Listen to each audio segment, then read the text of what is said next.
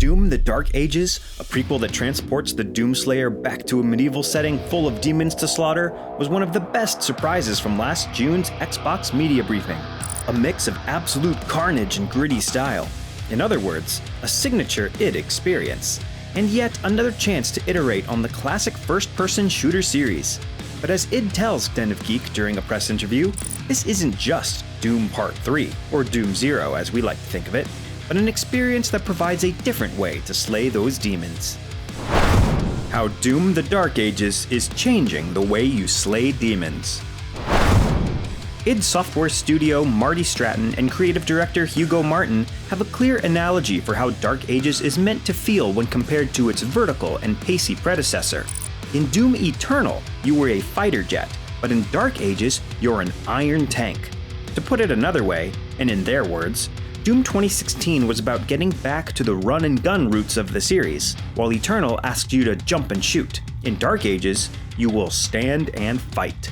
This gameplay philosophy is certainly on display in Dark Ages, emphasizing brutal melee combat as the Doomslayer smashes his way through the demonic hordes with flail, gauntlet, and the new shield saw, which he can use to not only block, parry, and deflect attacks, but also to cut down his enemies.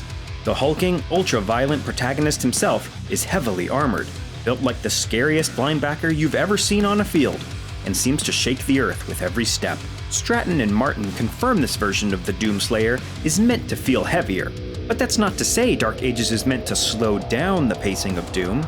In fact, a new menu of modifiers allows you to customize the experience to your liking, including by adjusting the game speed as well as damage against you, the parry window, etc. The goal was to give players an experience that felt fresh, while also evoking the original Doom. "It's just gotta be different," Martin says. "I just don't think as a game I want to play the same thing. I want to play a Doom game. Don't change so much that it's not Doom. This is how I think of it. I want to feel strong. There's gotta be a good amount of speed and exploration and power. But I'm okay with you changing what that power fantasy is, especially if the change you make brings it back closer to that classic Doom." When asked whether the tweaks to the gameplay were in any way a reaction to criticisms regarding the combat in past games, Martin explains that he always looks at the negative comments to see what people didn't like. For him, you learn more from the negative feedback sometimes. Then you do the positive stuff. In 2016, it was that it was too repetitive. And then Eternal, some people said it was too hard, Martin says, although he thinks of the latter criticism in a different way. "I actually think that it's too complex. The complexity of the control scheme led to unnecessary difficulties. You really want to be fighting the demons, the bad guys, not your controls." So how does that translate to Doom: The Dark Ages?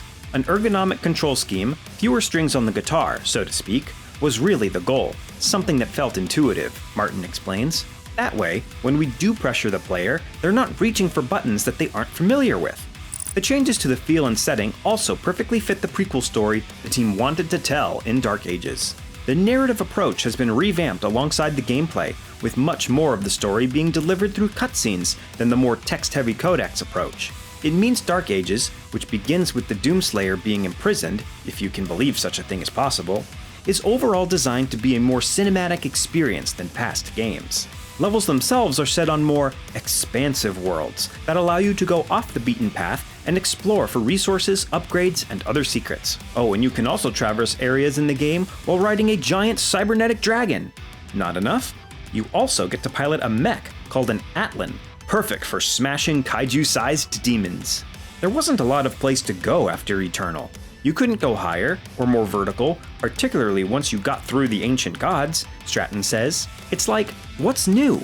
How do we do something that will feel new and make this game stand on its own? It isn't all change though. The team also looked back to classic Doom for ways to get Dark Ages closer to the roots of the series. The original Doom, why it stood the test of time, is it's really one of the most accessible shooter, single-player campaigns ever made, Martin says. That's not to say it's easy, but it's easy to get into.